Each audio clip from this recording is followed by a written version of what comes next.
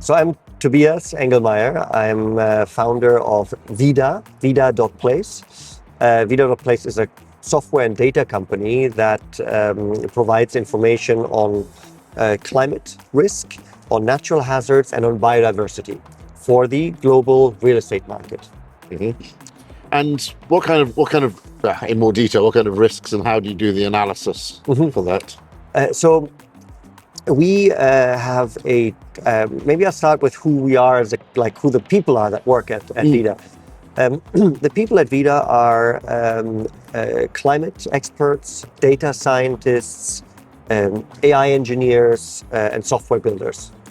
So we build global data sets, around 120 of them, on topics such as flood risk or wildfire risk or biodiversity-related topics where endangered species. And we make them available through our company, either through our user interface, through a software that's a map-based software, so you can put a pin anywhere and then for that location get all this information. We also make it available through API, so through a data channel, and we can create automated PDF analytics out of this.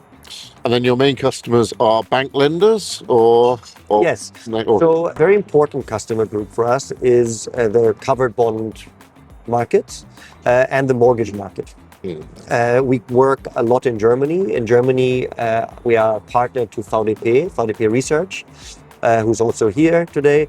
And we provide this data to many German banks. Either for single sites, so when they get a request for a mortgage for a new location, they can check the specific natural hazards like flood, climate risks, like how does that become worse or typically worse over time, and biodiversity. They can have that information for an individual site. They also come to us to assess their entire portfolios. So if it's the portfolio assessment, then it's typically the risk people at the bank. This is what I'm wondering is it, we hear so much nowadays about the regulatory requirements on banks to report these kind of risks as part of stress tests and green asset reporting, that kind of thing. Is it about risk or is it about a compliance function or is it about something else? Yeah, I think that's that question is really at the core of where this market is at the moment. So in the trigger in the past has been compliance, right? In Germany, for example, there's a law that says you have to check for substantial risks that includes natural hazards. And so it had to be done. It was binary, right? Yeah. However, what is beginning to sink in, unfortunately, is that climate change is happening and it's getting more significant, which increases the extreme weather events that we know. Yeah. We've had extreme weather events. Seen several examples, yeah. Exactly, everywhere. In Germany and Spain, and floods in Italy recently. So there have always been extreme weather events, but these extreme weather events are becoming are gaining in strength. And more people are understanding this. And that now comes more from the risk teams.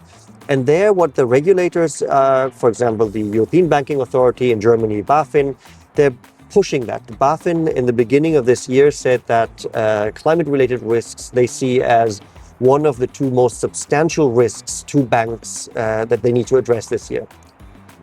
Banks are coming around to it now. The question is, when will banks be penalized for not really taking these risks into account? That depends country by country. Some countries like the Netherlands, for example, are much more concerned for obvious reasons. Other places, because lots of it's under sea level. Exactly. Yeah. It's really literally it's an existential issue. It's an existential issue in many parts of Germany too, but it hasn't become as pervasive yet. And the sort of punishments are basically additional capital requirements for them. Yes, that or they literally get penalized for not for not having the data in not having done the risk analytics that they need to do. Is there a more positive aspect to it? I mean, we hear a lot about green bonds and if you meet certain criteria, being eligible for better type of collateral. Is that a spin which is you're making? I like that a lot, because what motivates all actors in an economy more than risk is typically opportunity. Yeah. And of course, in this climate changing world that we all inhabit, we need to change how we build infrastructure and assets, and we need to not only make them more greener and as in less reduce emissions, but we also need to make them more resilient. That is a generational task and a huge opportunity. And there are, as you say, for example, green bonds behind that back that, and these green bonds are a better product in the market than a non-green bond. So there is a straight business reason to look at climate change as an opportunity as well. There's actual basis point saving on your funding. Exactly. Yeah. And obviously you're a German company, but you've used a lot of European examples, but your reach is global because it's a global problem. Yes, that's true. We are a German company. We're based out of Munich. Our team is pretty international, which mostly across most of Europe, including the UK. And our data is global, and our customers are global. So a customer anywhere in the world can check a location anywhere in the world using our data.